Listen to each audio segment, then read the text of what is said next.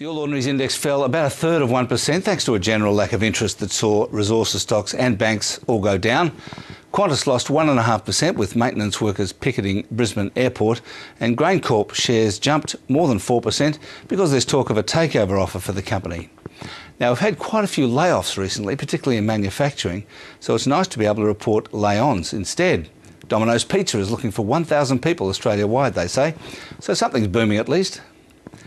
Asian markets were generally weaker today, roughly in line with what happened in Australia, and that was despite a rise on Wall Street on Friday following a better-than-expected employment report for February. It was the third month in a row that saw more than 200,000 new jobs created in the United States.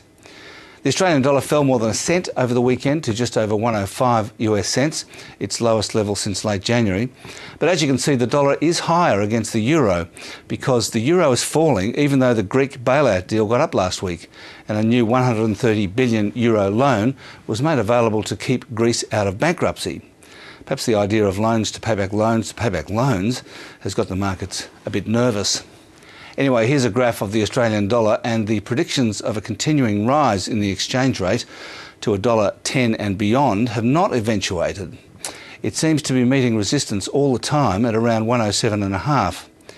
And that's still uncomfortably high for many Australian businesses, of course, and one of the reasons for it is that there's a big gap between the Australian 10-year government bond yield and the same thing in the United States. Don't forget, Australia is now rated higher than America. Our bonds pay 4%. Theirs pay 2%. And that's finance.